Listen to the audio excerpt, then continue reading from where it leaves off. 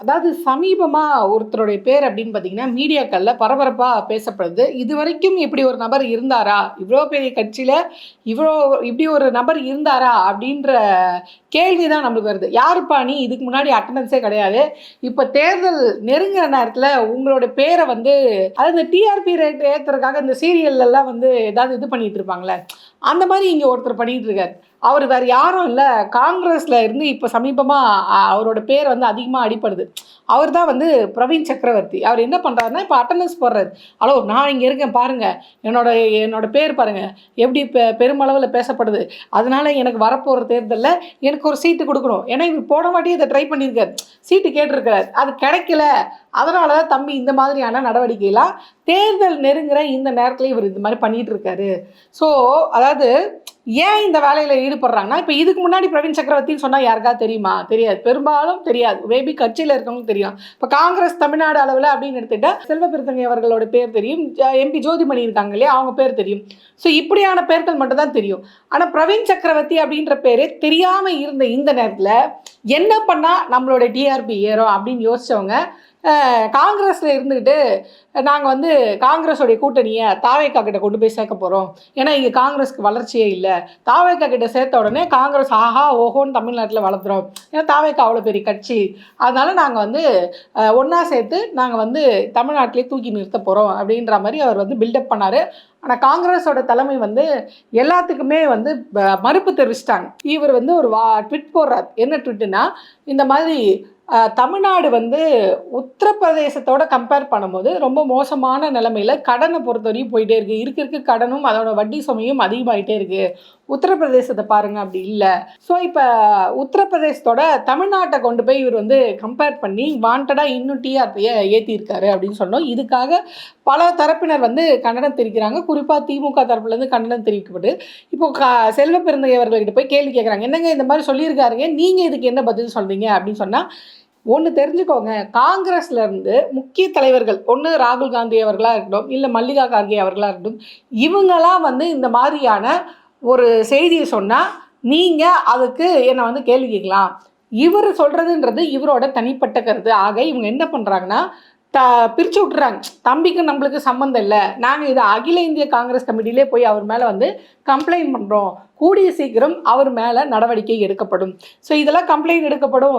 அவர் வந்து அவருடைய தனிப்பட்ட கருத்து அப்படின்னு அவர் என்னதான் ஒதுக்கி வச்சாலும், ஸோ அவர் என்ன பிளான் பண்றாரு அப்படின்னு பார்த்தீங்கன்னா, காங்கிரஸ் கதைய முடிச்சு விடுறதுக்காக பிளான் பண்றாரு. இப்ப இவரு யாரு? பிரவீன் சக்கரவர்த்தின்றவரு காங்கிரஸ் கட்சியில இருக்கக்கூடிய ஒரு நிர்வாகி. இப்ப அவரு என்ன பண்ணணும்? காங்கிரஸ புகழ்ந்து பேசணும். காங்கிரஸோட எதிரி யாரு? பாஜக. ஆனா இவரு யார புகழ்ந்து பேசிட்டு இருக்காரு? பாஜகவுடைய ஒரு சிஎம். அதாவது பாஜக கட்சியில இருக்கக்கூடிய ஒரு சிஎம். அதாவது உத்தரப்பிரதேசத்துடைய சிஎம் யோகி ஆதித்யநாத்தை வந்து புகழ்ந்து பேசுறாரு. ஸோ அந்த அளவுக்கு அவர் என்ன உத்தரப்பிரதேசத்துல முன்னேற்றத்தை காமிச்சிட்டாரு. அவரை எதுக்கு வந்து இவரு இங்க இருக்கிற தமிழ்நாட்டோட கம்பேர் பண்ணி கேட்கிறாரு. இப்போ ஃபர்ஸ்ட் அவர் யாருக்கு சப்போர்ட் பண்றாரு? தாவேகாக்கு சப்போர்ட் பண்றாரு. தாவேகாக்கு சப்போர்ட் பண்ண உடனே பாஜகவை ஏன் அவர் தூக்கி பிடிக்கிறாரு? அப்ப தாவேகாக்கு பின்னாடி இருந்து இயக்குறது யாரு? இப்போ இவரை சப்போர்ட் பண்ணனா இவங்கள தூக்கி பிடிக்கணும். பாஜகவுடைய கொள்கையை தூக்கி பிடிக்கணும். பாஜகவுடைய ஒரு சிஎம் வந்து சூப்பரான ஒரு சிஎம் அப்படின்னு சொல்லணும்னா, அப்ப இங்க சேர்ந்தா இத தூக்கி பிடிக்கணும். இந்த கொள்கையை பிடிக்கணும். இந்த கொள்கையை வந்து உயர்த்தி பேசணும். இவங்கள உயர்த்தி பேசணும் அப்படின்ற இடத்துக்கு அவர் ஏன் நகர்றாரு? இப்போ என்ன பண்றாங்க? அவர் பின்னாடி இருக்கிறது யாரு? இந்த கேள்வி வருது இல்லையா? அதாவது தாவேகா பின்னாடி இருக்கிறது யாரு? இவர் உண்மையிலே வந்து காங்கிரஸ்காரரா? இல்ல ஆர்எஸ்எஸ் வழியில் போகக்கூடிய ஒரு பாஜகக்காரரா? அப்படின்றது இன்னொரு கேள்வி.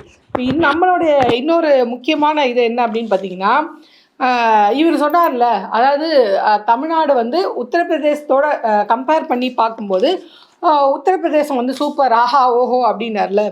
நம்ம வந்து இப்போ கம்பேர் பண்ணி பார்ப்போம். தமிழ்நாடையும் உத்தரப்பிரதேசத்தையும் கம்பேர் பண்ணி பார்த்தோம்னா, பொருளாதார வளர்ச்சி, அதாவது ஜிடிபி இருக்குது பார்த்தீங்களா? இந்த ஜிடிபி தான் வந்து நம்ம ஒரு மாநிலத்துடைய உற்பத்தி வளர்ச்சியும் பொருளாதார வளர்ச்சியும் வந்து எடுத்து காட்டுது. இது உயர்ந்திருந்தா தான் ஓகே இந்த மாநிலம் வந்து பொருளாதார ரீதியாகவும் உற்பத்தி ரீதியாகவும் முன்னோக்கி போயிட்டுருக்கு அப்படின்றது. இப்போ இந்த ஜிடிபியில் தமிழ்நாடு வந்து முன்னோக்கி இருக்கா, உத்தரப்பிரதேசம் முன்னோக்கி இருக்கா அப்படின்னு பார்த்தா, தமிழ்நாடு தான் வந்து முன்னோக்கி இருக்குது. ஸோ அதே மாதிரி எஜுகேஷன் அண்ட் லிட்ரஸி, இப்போ எஜுகேஷன் அண்ட் லிட்ரஸியில் தமிழ்நாடு வந்து 80% முன்னோக்கி இருக்குது. உத்தரப்பிரதேசம் வெறும் 67%. ஒரு மாநிலம் எஜுகேஷனில் இன்வெஸ்ட்மெண்ட் பண்ணும்போது மட்டும்தான் அந்த மாநிலத்துலேருந்து பெட்டர் அவுட்கம் வரும். இப்போ நிறைய பேர் படிக்கும்போது தான் நிறைய படித்த இளைஞர் இருப்பாங்க, அதுக்கான வேலைவாய்ப்பு, இங்கே ஒரு வேலைவாய்ப்பை நான் உருவாக்குறேன், இப்போ இங்கே நிறைய தொழிற்சாலைகளை கொண்டு வரேன், இங்கே நிறைய வேலைவாய்ப்பு இருக்குது. அப்போ இங்கே இருக்க படித்த இளைஞர்கள் இருந்தால் தானே அவங்களுக்கு வேலை வாய்ப்பு கொடுக்க முடியும். அப்போ தானே ஒரு படித்த சமூகம் இருக்கும்போது தானே ஒரு மாநிலம் முன்னோக்கி போகும், அடுத்த அது யோசிக்கிற திறன் வந்து மாறும். இப்போ கல்வின்றது தானே எல்லாத்துக்குமே அடிப்படையாகுது. ஸோ அந்த கல்வியிலேயே தமிழ்நாடு தானே இன்றைக்கி முன்னோக்கி இருக்குது. ஸோ அப்படி இருக்கும்போது இவங்க உத்தரப்பிரதேசத்தோட கம்பேர் பண்ணுறது எந்த வகையில் இது? அதாவது தமிழ்நாட்டோடைய வறுமை விகிதம் அப்படின்றது கணிசமாக குறைச்சிருக்கு. இதோட உத்தரப்பிரதேசத்தோட கம்பேர் பண்ணும்போது தமிழ்நாட்டோடைய வறுமை விகிதம் அப்படின்றது ரொம்பவே கம்மியாக இருக்குது. இதே மாதிரி பார்த்தீங்கன்னா இன்ஃப்ராஸ்ட்ரக்சர்ஸ், அதாவது இங்கே இருக்கிற உள்கட்டமைப்பு, அதாவது பள்ளியாக இருக்கட்டும், மருத்துவமனையாக இருக்கட்டும், பொது போக்குவரத்தாக இருக்கட்டும், மின்சாரமாக இருக்கட்டும், இதில் எல்லாத்துலேயுமே தமிழ்நாடு தன்னுடைய இன்வெஸ்ட்மெண்ட்ன்றதை ரொம்ப அதிகமாக பண்ணிகிட்டு இருக்கு. அதை நம்ம கண்கூட பார்த்துட்டு இருக்கோம். ஒரு போக்குவரத்து துறை அப்படின்னு எடுத்துக்கிட்டாலே எவ்வளோ ஹை ஃபெசிலிட்டியான பஸ்ஸஸ்லாம் இன்றைக்கி தமிழ்நாட்டில் போயிட்டுருக்கு, அதில் எவ்வளோ ஒரு டெவலப்மெண்ட் காமிச்சிருக்காங்க. அதே மாதிரி எஜுகேஷனில் எவ்வளோ பெரிய டெவலப்மெண்ட் காமிச்சிருக்காங்க.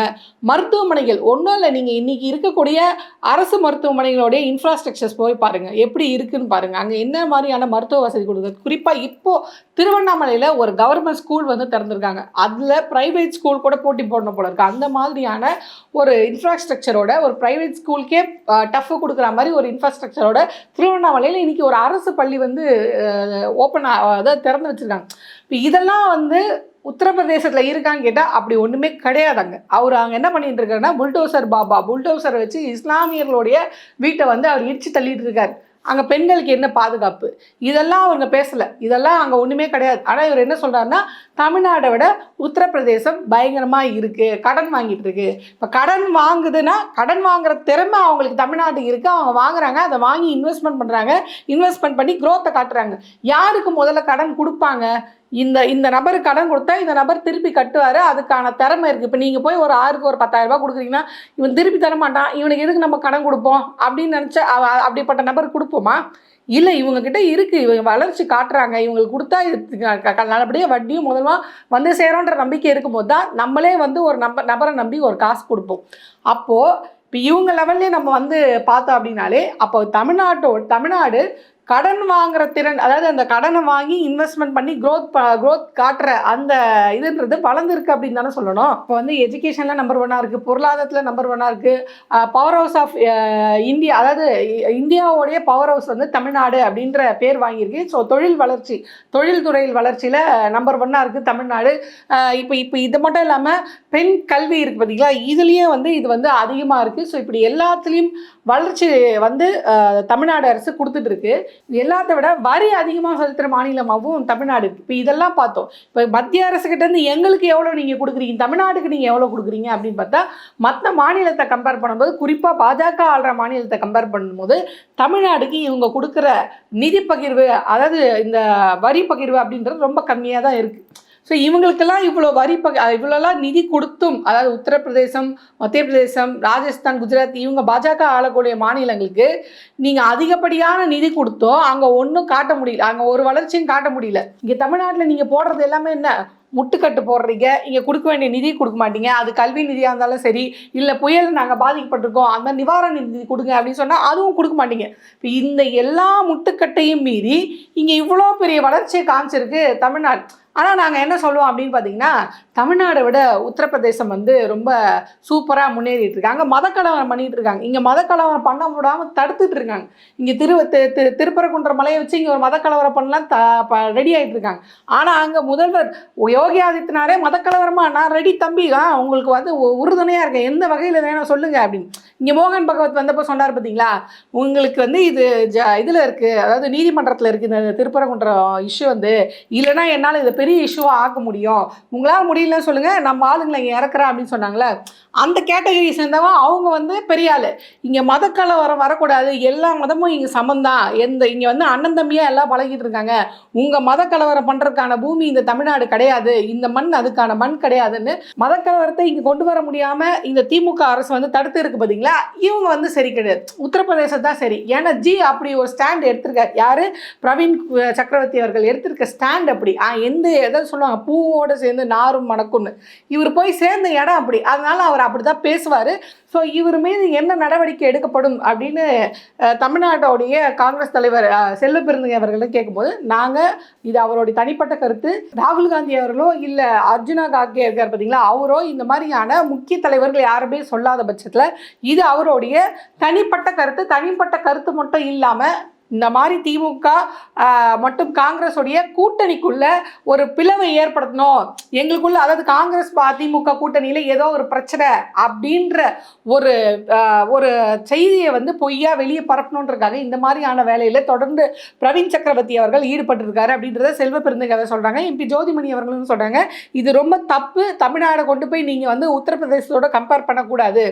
நீங்கள் ஒரு சமீபமாக ஒரு பேட்டியில் வானதி அக்கா கூட சொல்லியிருந்தாங்க, நீங்கள் தமிழ்நாடை என்றைக்குமே இந்தியாவில் இருக்க எந்த மாநிலத்தோட கம்பேர் பண்ணக்கூடாது, அது ஒரு வளர்ந்த மாநிலம் அப்படின்னு அவங்களே சொல்லிட்டாங்க. பாஜக கட்சியில் இருந்தாலும் உண்மையை ஒத்துக்கிட்டாங்க அவங்க.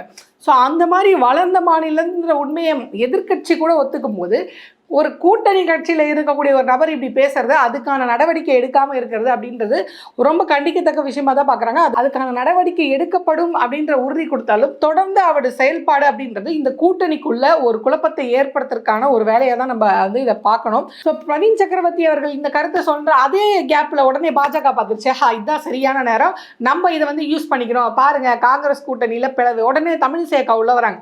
பார்த்தீங்களா, மோடி அவர்கள் வந்து நிதியெல்லாம் கொடுத்துட்டு தான் இருக்காரு, இவர் வந்து சொல்லிட்டு இருக்காரு கடன் வாங்குறதுல தமிழ்நாடு இது. இந்த பக்கம் வந்து என்ன சொல்கிறாங்கன்னா, மோடி அவர்கள் கீழடிக்காக நிதி ஒதுக்கியிருக்காரு, இனிமே அவங்க வந்து தமிழருக்கு எதிரானவங்க அப்படின்னு நீங்கள் பேசக்கூடாது, பேசினா எனக்கு கெட்ட கோவம் வரும் அப்படின்னு தமிழிசை அக்கா ஒரு பக்கம் பேசியிருக்காங்க. ஸோ இவங்களாம் என்ன ஒரு கோட்டில் இருக்கக்கூடிய புள்ளிகள் அப்படின்ற மாதிரி தான் தம்பி ஒரு சொன்னால் அக்கா ஒன்று ரிலீஸ் பண்ணுறாங்க அப்படின்னு தான் சொல்லணும்.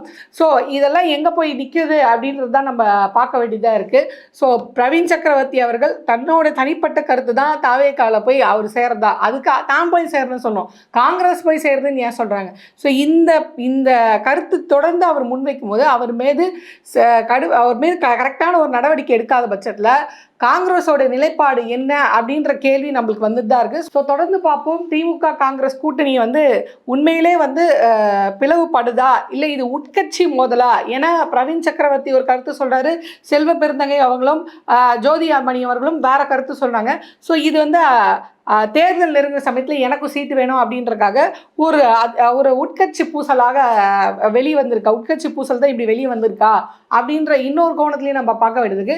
ஸோ பொறுத்திருந்து பார்ப்போம் இது எங்கே போய் நிற்கிது, இவர் யார் கூட போய் சேர்றாங்க, இது வெறும் பிரவீன் சக்கரவர்த்தியோடைய தனிப்பட்ட கருத்து அப்படின்னு எடுத்துக்கிறதா, இதை காங்கிரஸ் வந்து பிரவீன் சக்கரவர்த்தி அவர்களை பேச விட்டு வேடிக்கை பார்க்குதா அப்படின்றத அவர் மேலே எடுக்க போகிற நடவடிக்கையை பொறுத்து தான் நம்ம வந்து தெரிஞ்சுக்க வேண்டியிருக்கும். ஸோ பொறுத்திருந்து பார்ப்போம்.